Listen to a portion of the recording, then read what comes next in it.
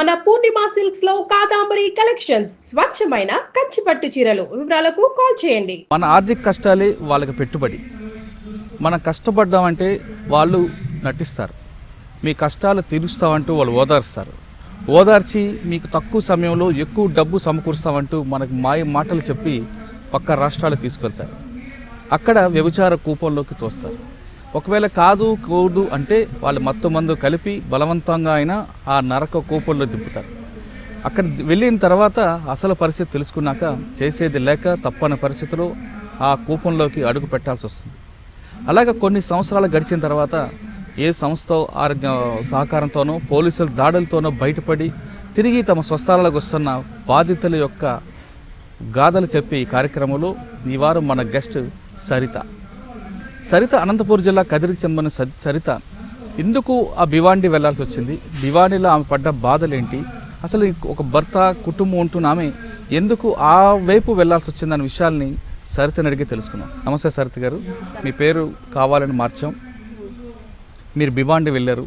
భివాండిలో దాదాపు 11 నెలలు అక్కడ ప్రత్యక్ష నరకాన్ని చూశారు. అయితే ఆ ప్రత్యక్ష నరకం ఏ విధంగా ఉంటున్నది మీకు మీ మాటల్లో చెప్పే ముందు ఒకసారి మీ కుటుంబం గురించి చెప్పండి. అదే మాది చాలా బీద పరిస్థితి. మా కుటుంబం చాలా బీద పరిస్థితి. మా నాన్న మా అమ్మకు నేను ఒకే బిడ్డను. దానివల్ల మేము ఏమన్నా పని చేయాలంటే మాకు ఏమి పంటలు లేవు, చేను లేదు, ఏమీ లేదు, భూమి లేదు.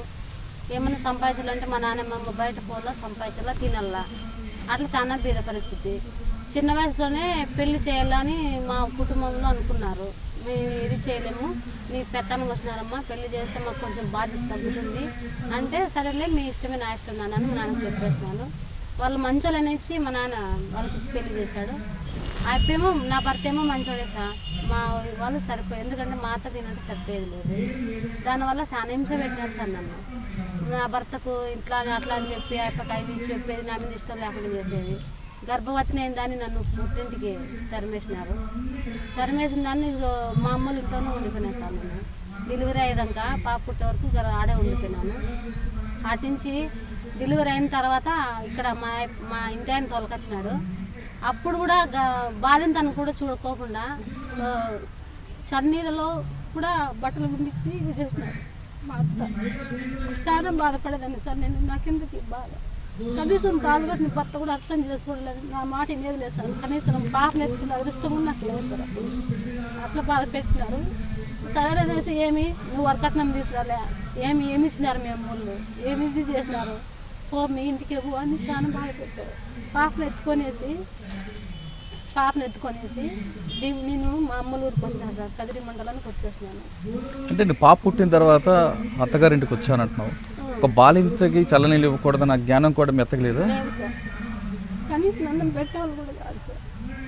చాలా బాధ పెట్టారు సార్. నా భర్త అయితే వాళ్ళ మాట వినేవాడు. కనీసం ఏమన్నా అప్పుడు నాకు కొంచెం బాగలేకుంటే కూడా నా భార్యకు బాగాలేదని ఆలోచన చేయలేదు.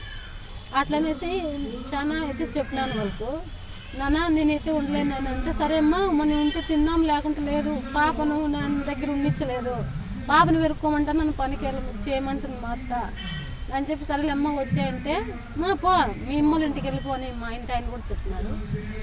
నేను పాపను ఎత్తుకొని ఇంటికి వచ్చేసరికి మా నాన్న మేము లేదు సార్. వలస పోయినారు, రాచోటికి వలస పోయినారు. అక్కడికి వాళ్ళు ఇటుకి పని చేసుకుంటూ అక్కడే ఉండిపోయినారు. తర్వాత ఆడుండే మా ఊరిలో మా పెదనాన్నని ఏరిపోయినా అమ్మ నాన్న అటు పోయినట్టు లేరమ్మా, వాళ్ళ అవసరం కొద్దులు పోయినారు, నువ్వు ఇంకా అటు పోయినావు అనేసి అమ్మలు పోయినారంటే లేదు పెదనా నాకు అట్లా మళ్ళీ ఇట్లా అయింది, నాకు అమ్మల దగ్గర విడిచిపెట్టద్దురా అని మా పెదనాన్ని కొనుక్కొని అమ్మల దగ్గరికి పోయినాను.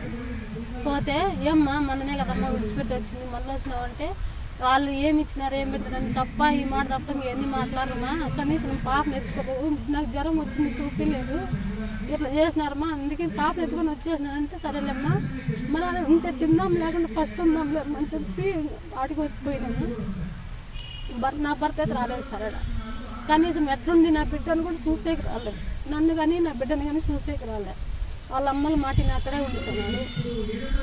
సరేలేని అక్కడే నేను ఉండిపోయినాను సార్. పాప 6 నెలలు పాప అయింది. ఇప్పుడు పక్కింటి వాళ్ళు బాగా పరిచయం అయినారు సార్. పుష్ప అనే అమ్మాయి, ఆ అమ్మాయికి తల్లిదండ్రులు ఎవరు లేరు. ఆ అమ్మాయి పేరు పుష్ప, వికలాంగ్ సార్. అమ్మాయికి 2 కాళ్ళు అదవే. ఆ అమ్మాయికి ఎవరు లేని వల్ల హోటల్లో పని చేసుకుంటూ ఉండింది. నేను అక్కడ వెళ్ళిన తర్వాత నా దాకా వచ్చి పరిచయం అయింది. పాపను ఎత్తుకుండేది, నా దగ్గర కూర్చుండేది, అట్లా ఉండింది. సరేలే నీకు అమ్మ నన్ను ఎవరు లేరంటున్నావు కదా, ఆడబిడ్డ పెట్టవుదే, బయట ఉండొద్దు, నాకు కూడా ఎవరు అక్క చెల్లెలు ఎవరు లేరు, నువ్వు చెల్లెలుగా నా దగ్గర ఉండిపోనేసి నా దగ్గర పెట్టుకున్నాను. వాళ్ళు బ్రోకర్స్ పక్కనే ఉన్నారు సార్, మాకు తెలియదు రాయచోట్లో. మా అమ్మతోనూ బాగా మాట్లాడేది, మాతోనూ బాగా మాట్లాడేది. ఓ రోజు ఏం చేసినారు, నా కూతురు నిద్రపోయింది సార్. నిద్రపోయింటే ఏం చేసినారు, పాప పండుకుందిలే, రమా మీరిద్దరూ రాండి నాతో సినిమాకి పోదాము, సినిమాకి పోయిద్దానంట. నేను రానక్క, పాప నిద్రపోతాను, నేను రాను అన్నాను. అంటాను తర్వాత లేదు పాప నిద్ర మేము నేను చెప్పుదు లేదు, సినిమాకి పోతుందని మాత్రం చెప్పొద్దు అని చెప్పినారు. బజార్కి పోసి వద్దామని చెప్పినారు. ఆడలే సార్ వాళ్ళు, సుబ్బలక్ష్మి, నాగమ్మ, వెంకటలక్ష్మి, ముగ్గురు సార్. వాళ్ళు చాలా ఇక్కడ నుంచి తీసుకెళ్ళి చాలా మంది అమ్మాయి గారిని అక్కడ అమ్మేసినారు సార్. అంతకు మీ గురించి చెప్పండి, తర్వాత ఆమె గురించి మాట్లాడు. సినిమాకి తీసుకెళ్ళారు.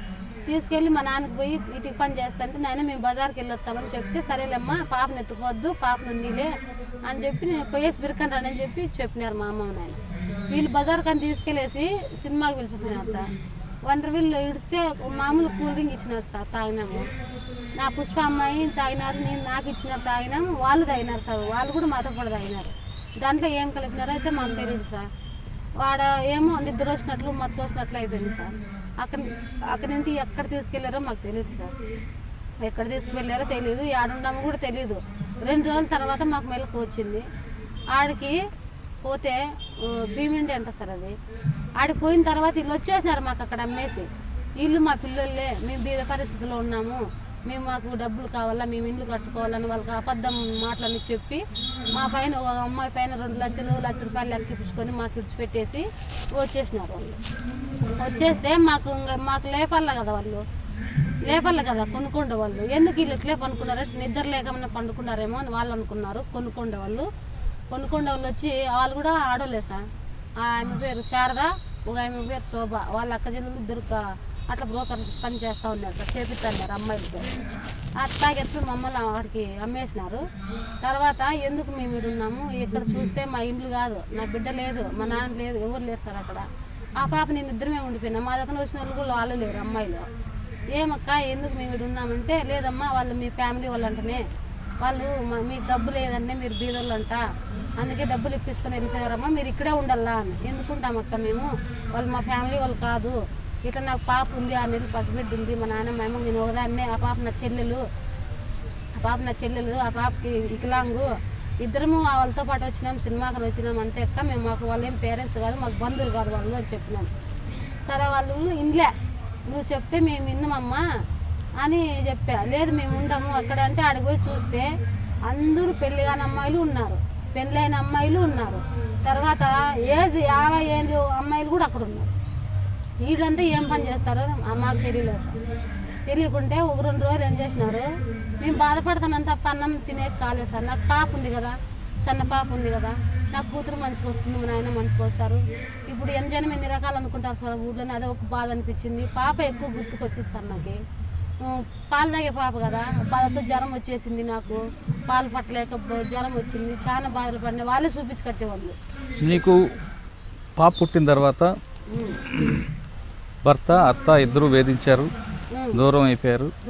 నువ్వు పాపే నీ జీవితం అనుకుంటూ నా దగ్గరికి వచ్చావు. తెలుసో తెలియకో ఆ మొత్తం మందులో భివాండి చేరుకున్నావు. ఆ రోజు పాప గుర్తుకొచ్చినప్పుడు నీకు ఏమనిపించింది సార్, ఎందుకు ఇంత నా బిడ్డకు నాకు దూరం చేసినాడు దేవుడు, ఎందుకు నేను ఈ పరిస్థితుల్లో ఇరుక్కున్నానని చెప్పి చాలా బాధ వేసింది సార్. పాప కళ్ళకి వచ్చిందా? కలరింపు లేకేసారు. నాకు అది పాలు తాపలేదు పరిస్థితుల్లో. ఈ టైంలో నా బిడ్డ చాలా బాధపడినా సార్. అప్పుడైతే క్షణము నా బిడ్డ గురించి ఆలోచించి ఏడ్చినా సార్. నేను ఎంత ఏడ్చినా వల్ల పంపించలేదు సార్. వాళ్ళు ఏమంటారు, వాటికి పోయిన 2 నెలలు అయిపోయింది, లేదక్క మీకు ఎంత డబ్బులు అయితే వాళ్ళు ఇప్పించుకున్నారో, దయచేసి మేము బీద వాళ్ళమే కావచ్చు, మేము వేరే వాళ్ళు తెప్పించుకొని మా అమ్మలకు ఫోన్ చేపిస్తే లెటర్ వేసినా కూడా మా అమ్మలు ఏడనగానే అప్పు తీసుకొచ్చి మీ డబ్బులు మీకు ఇచ్చేస్తామక్క, మమ్మల్ని పంపించేసాయంటే కాదు, మిమ్మల్ని పంపించడానికి మేము కొనుక్కోండేది, మీతో మేము వ్యాపారాలు చేపించే కొనుక్కున్నాము అని చెప్పినారు సార్. చెప్తే ఓ రోజు ఏం చేస్తారు, 2 నెలలు 3 నెలల తర్వాత అంతవరకు మమ్మల్ని ఏం మాట్లాడించలేదు. నేను ఇదే పాపలో బాధలో ఉన్నానని చెప్పి జ్వరం వస్తుంటే హాస్పిటల్ చూపించలేసి నన్ను ఏం మాట్లాడలేదు సార్ వాళ్ళు. ఓ రోజు ఏం చేసినారు, లేదమ్మా నువ్వు తాలిబొట్టు వేసుకోకూడదు ఇక్కడ, అని నాకు తాలుబొట్టు మా అమ్మలు పెట్టినంత బంగారం ఉంటే అంతా వాళ్ళే తీసేసుకున్నారు సార్. గొలుసులు కూడా వాళ్ళే తీసేసుకున్నారు, ఏమి ఇవ్వలేదు. ఖాళీగా ఏం లేదు సార్, డ్రెస్సులు వేసుకోమంటారు సార్. మేము డ్రెస్సులు వేసుకోము, మాకు మేము చీరలో కట్టుకుంటే బీదోళ్ళము, మాకు ఇట్లా డ్రెస్సులు అంటే ఇష్టం లేదా అంటే లేదమ్మా మీరు నేను చెప్పినట్లే మీరు వినాలా, లేదంటే చాలా బాధలు పడతారంటే బాధలు పడినా లేదు నేను అయినా అని తిరుక్కుండా సార్. నేను ఇంటికి మీతో పాటు చాలా మంది అమ్మాయిలు ఉన్నారు, ఆంటీలు ఉన్నారు అని చెప్తున్నావు కదా, అంటే వాళ్ళు ఎలాగ ఉండేవారు అక్కడ? వాళ్ళు ఏం సార్ ఏంటో వాళ్ళు ఈ కస్టమర్లు వస్తారు, వాళ్ళకి నైట్ అంతా ఎంతకో డబ్బులకి ఇస్తారు సార్ వాళ్ళకి, అమ్మాయిలకి. వాళ్ళు నైట్ అంతా వాళ్ళు ఎన్నోసార్లు పెట్టినా వాళ్ళు భరించుకోవాల్సిందే, వాళ్ళు ఎన్ని బాధలు పెట్టినా భరించుకోవాల్సిందే. ఈ అబ్బాయిలు వచ్చి సిగరెట్లు కాల్చే వాళ్ళు ఉంటారు, చండాలంగా చేసేవాళ్ళు ఉంటారు, చండాలంగా బాధ పెట్టేవాళ్ళు ఉంటారు. ఇట్లా రకాల బాధ పెట్టినారు సార్. నా ముందరే ఒక అమ్మాయి వచ్చి చాలా ఒళ్ళు అంతా సిగరెట్తో కాల్చింటే పరిగెత్తుకుంటూ వచ్చేసింది సార్. నాకు ఆ అమ్మాయి కలిసి చాలా బాధ వేసింది. మీరు ఎందుకు ఇట్లా చేస్తున్నారా అక్క అంటే, నన్ను కొట్టిందేమా, నన్ను కొట్టింది చూడక్క, అమ్మాయికి అంత బాధ పెట్టినాడు వాడు, ఇట్లా పని చేపిస్తే మీకు పద్ధతి కదక్క, మీకు బిడ్డలు ఉన్నారు కదా అంటే నీకు ఏళ్ళంజముండా, నువ్వు వచ్చినావు నీకు దాంట్లో దింపుతా, నువ్వు కూడా అట్లా బాధలు పడాల్సింది. అదే అంటే చచ్చని పోతాం కానీ అక్క నేను ఆ పనికైతే తిరుక్కోము, లాస్ట్ ప్రాణం తీసుకోమని తీసుకుంటాం మేడ, దానికైతే సిద్ధం కాము మేమని చెప్తాం. సిద్ధం ఎట్లా కావో చూస్తామని చెప్పి కస్టమరు కొత్త వాళ్ళని పిలిపించినారు సార్. కొత్త వాళ్ళని పిలిపించి మాకు పెళ్లి వాళ్ళ డైరెక్ట్గా వాళ్ళకి అమ్మేసినట్టు మాట్లాడేసినారు సార్. వాళ్ళు మేము ఎప్పుడైతే వాళ్ళకి ఊగొట్లేదో డైరెక్ట్గా మేము వాళ్ళ పక్కన వీళ్ళ దగ్గర ఉండేదిలే, డైరెక్ట్గా వాళ్ళకి పెళ్లి చేసుకుని వెళ్ళిపోతారంట. ఆంధ్ర వాళ్ళు అంటే వాళ్ళకి చాలా ఇష్టం అంట. అట్లా 5 లక్షలకో 6 లక్షలకో మాట్లాడేసినారు సార్. వాళ్ళు డబ్బులు ఆల్రెడీగా ఇప్పించుకున్నారు, నన్ను తోలుకొని వాళ్ళని చూసినారు సార్. తోలుకోవాలని చూస్తే మహానుభావుడు ఎవరో సార్, పోలీసు వాళ్ళు అందరూ ఒకేలాగా ఉంటారు కదా సార్, ఎవరో మహానుభావుడు వచ్చినాడు ఆ టయానికి, అది మాత్రం ఆపేసినాడు సార్. అట్లా చేయకుండా పిలిచిపోకుండా సార్ కాలు పట్టుకున్నా సార్. నేను నాకు బిడ్డ ఉంది సార్, ఇట్లా పని చేయొద్దండి, నాకు అమ్మ నాన్న ఉండరు, నాకు భర్త ఉన్నాడు, దయచేసి నాకు సన్న బిడ్డ తల్లింది సార్. నాకు ఇట్లా అన్యాయం చేస్తే మీకు పుణ్యం కదా సార్, మీకు బిడ్డలు ఉన్నారు కదా, నాకు అయితే అన్యాయం చేయొద్దండి సార్ అని కాళ్ళు పట్టుకున్నాను. అప్పుడు గర్వాలని వాళ్ళని తిట్టి నీకైనా బుద్ధి ఉంది అమ్మ, సన్న బిడ్డ తల్లి అంటున్నారు, ఇట్లా చేసేది బుద్ధి ఉంది అని కలిసి 3 రోజులు 4 రోజులు ఆ సార్ వచ్చిపోయేవాడు సార్. ఇంటికాడికి వచ్చిపోయేవాడు. ఎందుకు వచ్చేవాడు ఆయన? ఇట్లా ఏమైనా చేపిస్తానో చెప్పమ్మా. ఆయన ఎందుకు వచ్చేవాడు? వాళ్ళ దగ్గర లెక్క తీసుకుంటే వచ్చిపోతుంటారు సార్. అట్లా వస్తుంటాడు, టైం పడితే కొంచెం జనం పోలీసు వాళ్ళు వాళ్ళతోనే పండుకొని పోయే వాళ్ళు ఉన్నారు సార్. ఇక్కడ భీమండిలోనే అట్లా ఉన్నారు. కానీ ఆ వచ్చిన పోలీసులు ఒక పోలీసు మంచోడు కాబట్టి మాకు బిడ్డలు ఉన్నారమ్మా, నీకేం కాదు, నేను వచ్చి 2-3 రోజులు కానీ ఎంక్వైరీ చేసుకుని పోతా, నీకేం జరగ నేను అని సార్ చెప్పావు. కాదు సార్, మీ డిపాజిట్ కాకి బట్ట ఒంటికి వేసుకుని దానికి కొత్త పవర్ ఉండాలి, కానీ దానికి ఇట్లా పని చేయకూడదు కదా సార్. ఇంతమంది అమాయకులు బలి అయిపోతుంటే మీరు స్టేషన్లో వాళ్ళంతా ఏం చేస్తున్నారు సార్? వీళ్ళంతా ఇంతమంది బలి అయిపోయిన తర్వాత ఎందుకు బతకాల సార్? మీరు డ్యూటీలు చేస్తున్నారు, మీరు డబ్బులు తీసుకుంటున్నారు, మరి వీళ్ళందరూ ఎందుకు కాపాలేదు సార్? సార్ని బట్టి అడిగిన, గట్టి బట్టి అడిగిన, లేదమ్మా నువ్వు ఒక్కరు కానీ నా దగ్గర సపోర్ట్ లేరు, అందరూ లంచం తీసుకొని తినేవాళ్ళే, నాకు మంచిగా ఉండేవాళ్ళు ఉంటే మిమ్మల్ని అందరినీ గడగ దిద్దా అన్నాడు సార్. సరే నేను ఒకదాన్ని తీయాలనుకుంటే నన్ను చంపేస్తారు. ఆయన వచ్చేది మాత్రం లెక్క కోసం వచ్చేవాడు. లెక్క కోసమే, లెక్కకు వచ్చి వీళ్ళు శోభా సార్ దగ్గర లెక్క ఇప్పించుకునేది పోయేది.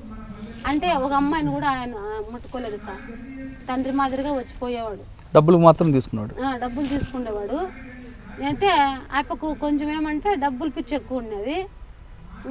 నేను ఎప్పుడు ఆయన కాలు పట్టుకున్నాను అప్పుడు ఆయన నాకు నీ అట్లా బిడ్డ ఉందమ్మా, నువ్వు బాధపడాల్సిన అవసరం లేదు, నాకు పాప ఉంది సార్, 6 నెలలు పసిబిడ్డ ఉంది సార్, నా మొగుడు వాళ్ళు ముందునే పల్లెటూరు వాళ్ళు ఎంత ఆడిపోసుకుంటుంటారు సార్. ఇప్పుడు టౌన్లో అయితే అట్లా పట్టించుకోరు, పల్లెటూరులో ఎంత ఆడిపోసుకుంటారు సార్. అవి ఆ అప్పతో లేచిపోయిందంట, నీ పెండ్ల మీ అప్పతో లేచిపోయిందంట, పుకారు వచ్చేసింది సార్. నేను పడే బాధలు ఇక్కడ వచ్చినాక చాలా పుకారు వచ్చేసింది. సరే, అక్కడ ఉన్నప్పుడు ఆ పోలీస్ ఆయన నీకు రక్షిస్తా అని చెప్పాడు కదా, తర్వాత ఇలా ఏం జరిగింది? ఆయన ఏం చేసినాడంటే, చూడమ్మా ఒక రోజు నేను వస్తా, ఓ రోజు వస్తా, నువ్వేమనుకోవద్దు, నువ్వు నీ బిడ్డ కానీ నేను భావించుతా, నువ్వేమనుకోవద్దు, కానీ నిన్ను తప్పించడానికి పని చేస్తానని చెప్పినాను. సరేలే సార్ అని చెప్పి ఊకొట్టినా సార్. నేను నా చెల్లి పుష్పాన్ని ఊకొట్టినాము. ఓ నైట్కి ఎంతో డబ్బులు వాళ్ళకి ఇచ్చినారు సార్. ఏందో అన్నం సరిగ్గా పెట్టారు సార్ వాళ్ళు. అన్నం కట్టించుకొని వచ్చినాడు, మాట్లాడినాడు. మీకేం కాదు, నేను ఇప్పించే బాధ్యత నాదమ్మా, ఇట్లా చేస్తాను, నీకు ఏం అయితే నేను అట్లయితే వాడిని కాదమ్మా, ఎందుకంటే నేను ఒక్కరిని చేసుకుంటే నన్ను ఏమైనా చేయగలమ్మా, నాకు బిడ్డలు ఉన్నారని చెప్పాడు సార్. సరే సార్, నేను కూడా ఏం చెప్పను, కాకపోతే ఇటు నుండి నన్ను కానీ బయటపడైతే చాలు సార్ అని చెప్పిన. 11 నెలలు బాధ్యత పడినాయి సార్ నేను. అంటే 11 నెలల్లో ఆ పని చేయకపోయినా సరే నీకు భోజనం పెట్టేవారు వాళ్ళు? పెట్టరు సార్ ఆడ, నా రకం అన్నమే పెట్టరు సార్, నాకు ఆడ అన్నం పెట్టరు. ఒక పిల్లోడు వచ్చి హిందీ పిల్లోడు వచ్చినాడు సార్. హిందీ పిల్లోడు వస్తే నా పిల్లోడికి వచ్చి వేజ్ ఏమి ఎక్కువ లేదు సార్, ఆడ తమ్ముని మాదిరిగా ఉన్నాడు సార్. అన్నం ఆకలి తట్టుకోలేక కడుపు నొప్పి పడిపోయినా సార్. నేను అన్నం పెట్టమని పెట్టలా, నువ్వు ఒప్పుకో నేను పెడతా అన్నము, నువ్వు ఒప్పుకో దానికి, నేను అన్నం కాదు కదా నీకేమి ఇష్టమైతే చేసి పెడతా అంటాను సార్. ఆయన నువ్వు చచ్చిపోవడం, అన్నం తిని ఆ బాధలు పడేదానికంటే చచ్చిపోయేది మేలు కదా సార్ అని నేను చచ్చిపోయేది బెటర్లే అనుకుని ఆశిడ్చి పెట్టేసిన సార్. నేను ఈ పుష్ప అమ్మాయి ఏం చేసినారు, అన్నం ఆకులు తట్టుకోలేదు సార్. అన్నం ఆకులు తట్టుకోలేక అమ్మాయి లొంగింది సార్. లొంగింది, అమ్మాయికి చాలా హింస పెడతారు. నాకు ఎట్లుంటుంది సార్ మనిషికి, చూడు ఎవరు లేకనే కదా ఈ పరిస్థితి అని చాలా బాధపడినా సార్ నేను. ఆ పాప అక్క నాకు అన్నం మారింది అక్క, నేను తట్టుకోలేను అక్క అని వచ్చి పట్టుకొని ఏడ్చింది. నేను ఎందుకు బతకాలక్క అంతే. లేదు మనమే ఇట్లా అనుకుంటే వీళ్ళందరూ ఎట్లా బతుకుతున్నారు చెప్పు పుష్ప, నువ్వెందుకు జీవితం నాది చేసుకుంటావు, పత్తుండే కానీ చచ్చిపోయినా మనకు బాధ లేదు అని చెప్పిన. వాళ్ళకు ఒక ధైర్యం ఇచ్చిన సార్ నేను. ఒక నైటు కస్టమర్లు ఎవరు రాలేదు సార్, అక్కడ రాలేదు. ఆ రోజు వచ్చి నేను ఒప్పుకోలేదు కదా ఇట్లా చేయమని అట్లా చేయమని, నేను ఒప్పుకోలేదు కదా, ఫస్టే ఉన్నా సార్ నేను. పుష్పకు వచ్చిన కస్టమరు ఏమో కట్టించుకొచ్చినాడు సార్. ఆ పాపకి ఏమైనా తినేకి పార్సల్ కట్టించుకొచ్చినాడు సార్. ఏమో బిర్యానీ ఏదో కట్టించుకొచ్చినాడు. నాకు స్వారకమే లేదు సార్. పాలు ఎత్తకొచ్చిస్తుంది ఆ పాప అంతే. అది నా పాప చెల్లెలు కాబట్టి ఇస్తుంది. పాలు తాగి 8 రోజులు పట్టుకుంది సార్ నేను. వాళ్ళే బాగాలేకుండా గ్లూకోజ్ బాటిల్ ఎక్కిస్తారు, హాస్పిటల్కి పిలుచుకుపోయి. నువ్వు ఒప్పుకో అంటావు, నేను ఒప్పుకోను మీరు చంపినే ఒప్పుకోను. గ్లూకోజ్ నీళ్ళతోనే ఒక వారం అంతా బతికేసిన సార్. కానీ అదే భివాండిలో చాలా మంది ఎవరైతే ఒప్పుకోరో వాళ్ళని వాళ్ళందరూ బాత్రూంలో పెట్టడం, బాత్రూంలో నీళ్ళు తాగించడం చేస్తారు. అదే తాగల్లా, బాత్రూమ్ నీళ్ళు తాగమంటారు, నీళ్ళు పోసుకొని ఇచ్చేకారు. వాళ్ళు పస్తులు పెడతారు తప్ప అన్నం పెట్టరు. ఒప్పుకుంటే ఏమైనా పెడతారు సార్ వాళ్ళు, దానికి ఒప్పుకోకపోతే నరకం చాలా పెడతారు. ఇంకొకటి కూడా చేస్తున్నారు సార్ నాకు. ఎప్పుడు ఈ అమ్మాయిలు కస్టమర్లు ఎప్పుడు రాలేదో అప్పుడు ఆడపిల్లలందరూ మొగతారు కదా పండుకుండేది, అప్పుడు వాళ్ళ రూమ్లే నన్ను పంపించినారు సార్. కస్టమర్ రాకుండా టైంలో నువ్వు పోయి పండుకోపో, నువ్వు వాంతి చేసుకుంటా అంటే నిన్ను మేమెందుకు చేయలేడా అని వాళ్ళ దగ్గరికి నన్ను పంపించినారు సార్. అప్పుడు నా చెల్లెలు ఈ పాప పుష్ప అని ఉంది కదా, ఆ పాప వచ్చాక నువ్వు ఎందుకు అక్కడ నరకం పడతావు అంటే, ఎట్లా పుష్ప ఏంది పుష్ప తినేది కాబట్టి, నాకు పాప ఉంది, భర్త ఉన్నాడు, ఈ జీవితం నాయం చేస్తున్నావు, మనం ఎందుకు బతకల్లా అని ఆలోచించి నువ్వు చచ్చిపోతావక్క, ఇద్దరు నా దగ్గరకు వచ్చిన కస్టమర్ ఇది తీసుకొచ్చినాడు తినక్క అని తినిపించింది సార్ నా చెల్లెలు. ఆ పాప తినిపించింటే నాకు ఎక్కడలేని బాధ వేసి అసలు అన్నం తినల్లో లేదు కూడా నాకు అర్థం కాలేదు సార్. అన్నం అంటే కూడా అట్లా వచ్చినదే కదా సార్. అది మా పల్లెటూరులో అయితే ప్రాణాలు పోగొట్టుకుంటాం కానీ అలా ఉంగం మేము ఎంత జనం, ఎందుకంటే మాకు ఒక్క పూట అన్నం లేకపోయినా బతుకుతాం కానీ అట్లా ఇది చేయించి బతకాలంటే చేతగాలి సార్. నాకు అట్లా నాకు చాలా బాధ వేసింది సార్. కానీ ఆకలి తట్టుకోలేక అన్నం తిన్నా సార్. నేను అన్నం తిన్నాను, రోజంతా కడుపు నొప్పితో బాధపడలేదు.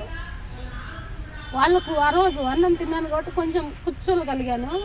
అమ్మాయిలు వచ్చంతా చూడక్క మేమందరం అట్లా వచ్చిన వాళ్ళమే, నీలాగా మేము మొండికేసిన వాళ్ళమే. వాళ్ళు నువ్వు ఎంత మొండికే నేను విడిచిపెట్టరాడా, మేము ఎంత మొండికేసిన వాళ్ళు మమ్మల్ని వల్లే వాళ్ళు. ఇంకా లాస్ట్గా ఆకలి తట్టుకోలేకనే మేము దీనికి సిద్ధపడినాం మేము అని చెప్పింది అలా అప్పుడుండే అమ్మాయిలంతా. నేను ఒకటి చెప్పినా సార్, ఇప్పుడు ఒకటి మనం వాళ్ళ కింద లొంగాల్సిన అవసరం లేదు. ఎందుకంటే వాళ్ళ మనోళ్ళు కాదు, వాళ్ళు చెప్పినట్లు లొంగేదో వీళ్ళు చెప్పినట్లు లొంగేదో మనకు అవసరం లేదు. అది మన బాధ్యత, అది మన సొంతము. వీళ్ళు చెప్తే మనం ఎట్లా పోతాం వాళ్ళ కిందికి, వాడు పండుకుందేది వీళ్ళు ఎట్లా పండబెడతారని చెప్పినా సార్ నేను. ఇంకా చెప్పుకుంటుంటే మనకు చంపేస్తారు అక్క అని వాళ్ళంటే, లేదు మనకు ధైర్యం తెచ్చుకుందాం, ధైర్యం తెచ్చుకుంటే మనమందరం బయటకు వెళ్ళిపోతాం. అంతేగాని వీళ్ళందరూ లేదు ఏం చేస్తారు మన చేత అవుతుందా, మనం ఒక ఏడా చేద్దాం, మనం అందరం వెళ్ళిపోదాం. ఇంటికి బీగం ఉంది మీకు, లోపలేసి బీగం ఎత్తారు కదా, నన్ను ఎట్లా కస్టమర్ దగ్గరికి రాను కదా, నన్ను ఇంట్లో పెట్టుకుంటారు కదా వాళ్ళు, నన్ను వాళ్ళ ఇంట్లోనే వండేసుకుంటారు. ఆ ఇంటికి బీగంచో నేను తయారు చేపిస్తా, చావి వాళ్ళు వస్తారు తయారు చేపిస్తా, ఆ బీగం నేనే తీస్తా, అందరూ డ్రెస్సులు వేసుకొని రెడీగా ఉండండి వెళ్ళిపోదాం అని చెప్పి వాళ్ళకి ధైర్యం చెప్పిన. వాళ్ళందరికీ ఒక దగ్గర తీసుకొచ్చావు, మంచి పని చేస్తావు. వాళ్ళు కస్టమర్ ఏ రోజైతే రారో ఆ రోజంతా మీరు రెడీ కాండి, నేను బీగం తీస్తా, అందరం వెళ్ళిపోదాం. ఎందుకంటే నాకు ఇంతకు ముందు ముస్లిమ్స్ వచ్చు సార్, భాష వచ్చు, దాంట్లో హిందీ తొందరగా నేర్చుకున్నాను. నేను తొందరగా ఇప్పుడు నేర్చుకున్న తర్వాత వాళ్ళకందరికి బయట తీసుకొద్దాం అనుకున్నా సార్. నా చెల్లెలు కూడా అక్కడే ఉంది కదా, నేను చచ్చిపోతామా అని అనుకున్నా. నా చెల్లెలు ఆకలి తట్టుకోలేక వెళ్ళిపోయింది సార్. ఆ పాప నాకు ఏమైపోయినా ఏంటంటే ఆ పాప ఉంది కూడా నన్ను బతికించింది సార్, లేకపోతే ఎప్పుడో చనిపోవాల్సింది అక్కడ. కానీ పోలీసు ఆయన మిమ్మల్ని తీసుకెళ్తా అని చెప్పి ఆ రోజు ఫోన్ చేపించినాం సార్ మేము. కస్టమర్ వచ్చింటే ఆ పాప చూసిపోయేదాన్ని కస్టమర్ వచ్చినాడు సార్. ఆ పాపకి ఆ పాపని మా సార్ నెంబర్ ఎత్తకపోయి మా పుష్పకి మీ ఇట్లా ఫోన్ చేయించు పుష్ప అని చెప్పి నెంబర్ ఎత్తకపోయించిన ఫోన్ చేసినాడు. ఆ సార్ అయితే ఆ రోజు ఎక్కడో డ్యూటీకి వెళ్ళిపోయి రాలేకపోయినాడు. ఆ రోజు కూడా మేము కూడా తప్పించుకోలేదు సార్, ఆడ దొరికిపోయిన ఆ రోజు నేను. వాళ్ళని ఎప్పుడు బీగం వేసి తీస్తానని తెలిసినది కదా, వాళ్ళు వీళ్ళకు లోపల బయట ఉంటారు కదా సార్, వాళ్ళు లంబాడి పిల్ల అమ్మాయిలు కూడా అక్కడ ఉన్నారు.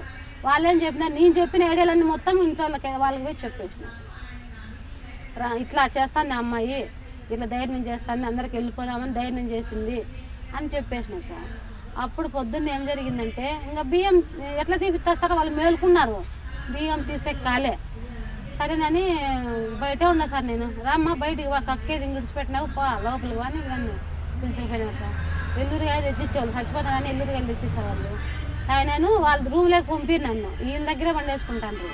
సరేలేనేసి చెప్పిన వీళ్ళు పొద్దున్న ఏం చేసినారు సార్, అక్కడ ఉండే అమ్మాయిలంతా వాళ్ళకి చెప్పేసినారు, ఆ అమ్మాయి అంతా ఇట్లా చేసినారు, అందరు రెడీ అయినారు వెళ్ళిపోయేదానికి అని చెప్పేసినారు.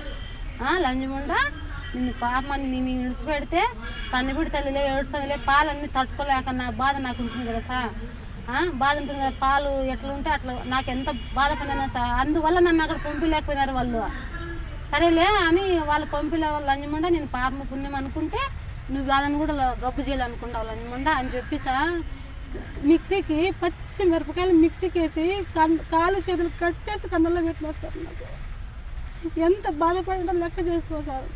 మిరపకాయలు మిక్సీకి వేసి కన్నులకు పెట్టినారు. నాకు ఇట్లా చేస్తావా, నీకు ఇంత ధైర్యం ఉందా, చస్తే ఇక్కడే సావు, వాళ్ళని ఎందుకు పంపిస్తావు, మేమంతా ఏమైపోవాలా బతికేది, మేము దీంతోనే బతుకుతున్నాము, మేమందరూ ఏమైపోవాలా అని కన్నులు కారం పెట్టి నీళ్ళు ఇక విడిచిపెట్టేసినారు సార్. అసలు నీళ్ళు ఎవరు ఇలే, అక్కడ మధ్యలో నీళ్ళు ఎక్కడక్కడ దొరకలే, ఎవరు ఇలే సార్.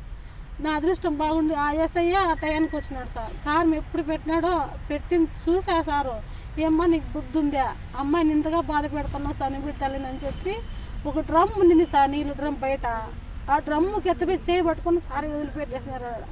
ఒక గంట అంటే కన్నులు ఎత్తపోయి డ్రమ్లో పెట్టేసినారు సార్. ఊపిరాడక తనకలాడు మంటకు తట్టుకోలేక అంత బాధపడినా సార్. నేను కూడా ఇంకా పాలన తెగితే సార్, నేను ఇల్లు ఉంటే ఎట్లా చంపేస్తారు కదా, ఉన్న చంపేస్తారు, తప్పు చేయకున్నా చంపేస్తారు, తప్పు చేయకుండా చంపేస్తారు అని డిసైడ్ అయిపోయినా సార్. నేను ఒకటి చెప్పినా సార్ వాళ్ళకి, సార్ వాళ్ళు పిలిచరండి సార్, మీరు పవర్ఫుల్గా సార్ వాళ్ళు పిలుచుకొస్తే మాటలలో బయటపడతాం సార్, దయచేసి ఒక సాయం చేయండి సార్ అని చెప్తే సార్కి సరేలే అమ్మ సార్ ఓ రోజు వస్తామని సార్ చెప్పేసి పోయింటే మళ్ళీ ఒక రోజు వచ్చినారు, పవర్ఫుల్గా వచ్చినారు. అప్పుడు ఏమైందంటే ఈ శారదా శోభ అనేది ఎక్కడెక్కడ అమ్మాయిలు దాచిపెట్టేసినారు సార్.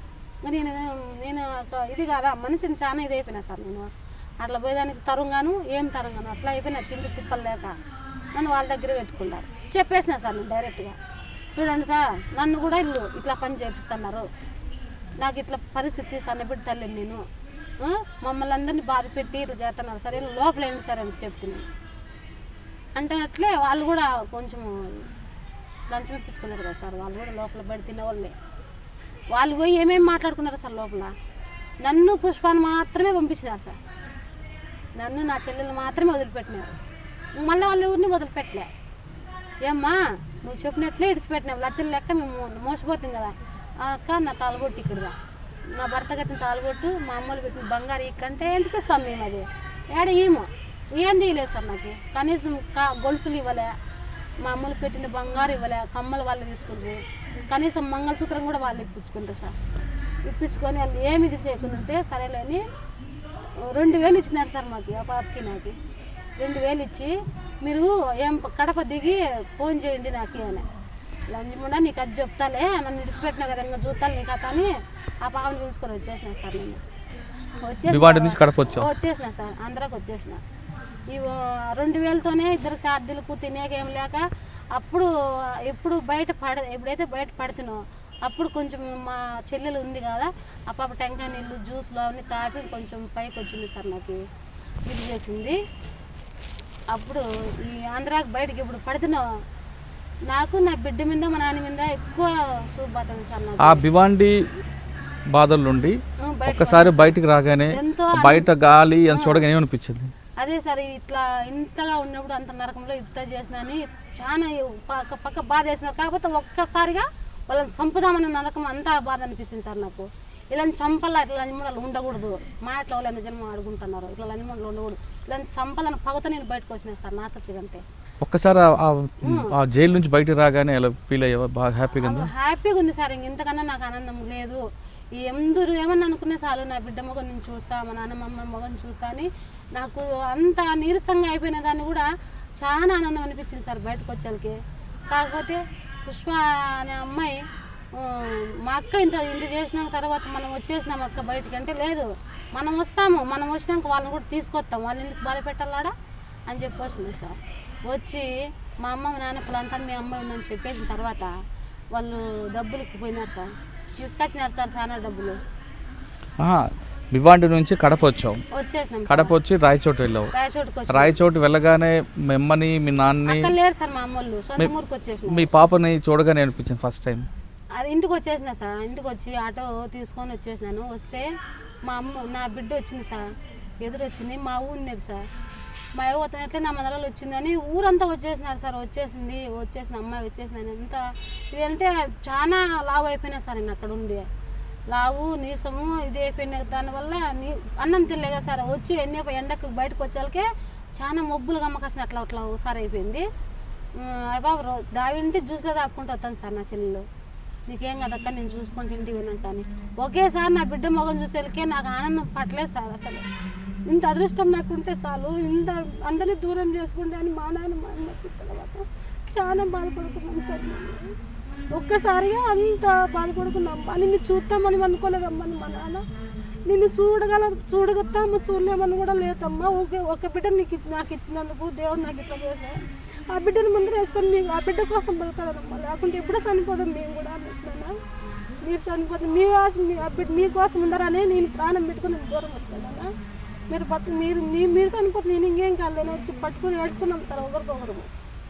నా కూతురు మాట్లాడే పాప అయింది సార్, మాట్లాడుతుంది, బాగా వచ్చింది, నడుచుకుంటూ దగ్గరికి వచ్చింది. రామ్మ నేను మీ అమ్మను అంటే, లేదు మా అమ్మ లేదు చనిపోయిందని ఒక్క మాట. నా బిడ్డ అంటే నాకు ఎంత బాధ ఉంటుంది,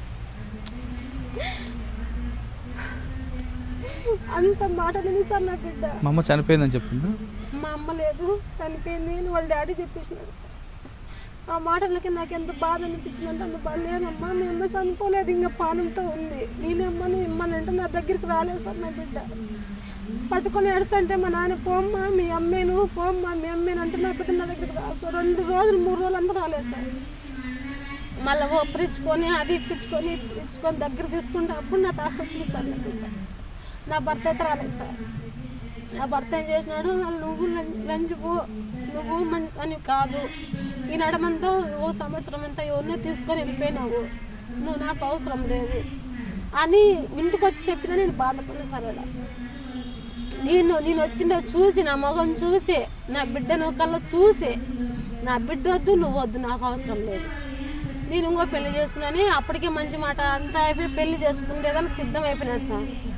నేను ఇక్కడికి వచ్చింటే పుష్ప మెరియడ్స్ మన భానుజ మేడం వాళ్ళకు తెలిసిపోయింది సార్, ఫలాని ఇట్లా మోసపోయి వచ్చినారంట అమ్మాయిలు, ఇట్లా రావాలని మేడంకి తెలిసింది సార్. మేడములు మనుషులు పంపించినారు మా ఊరికి. ఏమ్మా మీ పరిస్థితి ఏమంటే, మేడం మాకు ఇది అన్యాయం జరిగింది, మాకు న్యాయం చేయండి, మా లాంటి అమ్మాయిలు ఎంతో జనమాడు ఉన్నారు, వాళ్ళని తీసుకురావాలని నాకైతే ఆశగా ఉంది, మీరు ఎక్కడ రమ్మంటే అక్కడ వస్తాను నేను, మీరేం చేయమన్నా చేస్తాను నేను, నాకు న్యాయం జరగలేదు మేడం, నాకైతే కంపల్సరీ కేసు ఎట్లా తిరిగి పెట్టాలని నేను, నువ్వు ధైర్యంగా ఉంటే నేను కేసు పెట్టిస్తా, నువ్వు ఆడదాకా ఉండాలనుకుంటే నువ్వు వాళ్ళని ఏం చేయలేదనుకుంటే నీలో ఉండాలి దానికి సిద్ధం నేను ఉంటానని మేడం. సరేలే అని చెప్పి అప్పటికప్పటికి వస్తే కదిరికి వచ్చి కేసు పెడితే కేసు తీసుకోలేదు సార్. డిఎస్పీ 1 నెల తిరిగింటా సార్, నేను 1 నెల 6 నెలలు తిరిగింటా, కేసు చుట్టుకారం తిరిగింటా. పాపను వేసుకొని ఇట్లా బయట ఉంటే పట్టించుకునేలేదు డిఎస్పీ, ఏం లేమ్మతో అన్నట్లుగా డిఎస్పీ నాకు చూసి పట్టించుకునే ఇంకా కావాల్సి వెళ్ళిపోయారు అయిపో. ఇటైతే కాదు రామా, ఇటైతే కాదు, టీవీ ఛానల్ కొదామా అనింది మేడం. మేడం నేను ఎంతవరకైనా వస్తా, నాకు ఊపి అంతవరకు పోరాడుతాను, అంతవరకు పోరాడిన ఆడ అన్నం లేకుండా పోరాడొచ్చిన నాకు ప్రాణం పోకుండా. మీరు కూడా అట్లే పోరాడతా మేడం. నేను అదే నీకు నాకు వాళ్ళందరినీ తీసుకోవాలనే ఉద్దేశంతో నేను ఆడదానికైనా వస్తా. నేను లాస్ట్కు నన్ను ఎవరో చంపేసినా నాకు బాధ లేదు, ఎందుకంటే ఒక దృష్టిలో పేరు ఉండిపోతుంది. చంపేసినా నాకు బాధ లేదు అని చెప్పి తిరుగుకుండా డిఎస్పీ పట్టించుకోలే. మళ్ళీ హైదరాబాద్కి పోతుంది నేను మేడం. టీవీ ఛానల్లో టీవీ 9కి పోతుంది సార్ మాట్లాడమని మొత్తం స్టోరీ చెప్తే అప్పుడు డిఎస్పీ మేడం ఫోన్ చేసినాడు. అప్పుడు ఎవరు డిఎస్పీ కదా పేరు ఎందుకు పేరు సార్, నాకు పేరు మర్చిపోయినా. ఫోన్ చేసినాడు, మా అమ్మ దయచేసి నా పేరు నాకు నేను చేద్దామా, నాకు డ్యూటీ పోతుంది సార్ అది ఇదనే. కాదు సార్ నీకు న్యాయం ఉందా, ఒక్క ఆడబిడ్డకు అన్యాయం జరిగిందని సాయం చేయండి సార్ అని వచ్చి నీ కేసు ఉడకాలం 6 నెలలు తిరిగినా కూడా నువ్వు కేసు తీసుకోలే. ఇప్పుడు టీవీ 9కి వచ్చేసరికి నీకు అంత పవర్ వచ్చేసిందా, ఈ నడమంతా అక్కడ పోయింది సార్ పవర్ అని అడిగితే సార్ నేను నాకు చాలా కోపం వచ్చేసింది, అడిగేసిన ఎక్కడ వచ్చింది సార్ నీకు ఇప్పుడు నువ్వు డ్యూటీ పోతున్నాను, ఇప్పుడు నువ్వు ఆలోచిస్తానవే మా జీవితాలు తాడుకునే వాళ్ళని ఆడుకోండి సార్ అంటే మీ ఒంటి మీద కాకి బట్టలు వేసుకొని ఎందుకు సార్ మీరు, అది అమ్ముడుపోయే డ్రెస్సే కానీ కాకి బట్టలు న్యాయం చేసే డ్రెస్ కదా అది, అట్లా డ్రెస్సులు అంటే నాకు అసహ్యము, డ్యూటీగా న్యాయంగా ఎవరు కరెక్ట్గా జాబ్ చేస్తాడో వాడే పోలీస్ అని చెప్పి ఇట్లా చెప్పి సార్, వాడే పోలీస్ ఎవరైతే కరెక్ట్గా జాబ్ చేస్తాడో యా అమ్మాయికి ఏడా సార్ వచ్చి ఎదుర్కొంటాడో వాడే పోలీస్ అని అడిగితే ఆడే ఫోన్లోనే అడిగితే సస్పెండ్ చేపిద్దు సార్, సస్పెండ్ అయిపో. నేను ఎంత బాధపడి నీకు కేసు చుట్టుకారం తిరిగి తర్వాత ఏం జరిగింది, మళ్ళీ కేసు పెడితే మళ్ళీ వేరే అయిపోయి కేసు తీసుకుంటారు, తీసుకొని అమ్మిన వాళ్ళని కొన్ని వాళ్ళని మొత్తం పెట్టిద్ది అందరినీ. భివండి వెళ్ళావు నువ్వు కూడా? 30 మంది తీసుకొచ్చిన అక్కడి నుంచి, ఆడ ఉండాలి 30 మందిని పట్టుకొచ్చిన, 30 మందిని పట్టుకొచ్చి అన్నం నీళ్ళు లేకుంటే మా మేడం దగ్గర ఉండి నా కూతురు మా అమ్మల దగ్గర పెట్టి మేడం దగ్గర ఉండి ఆ కేసు చుట్టుకారం తిరిగి భీమండి పాండి మేడం అని చెప్పి 30 మంది పోలీసు ఇక్కడి నుంచి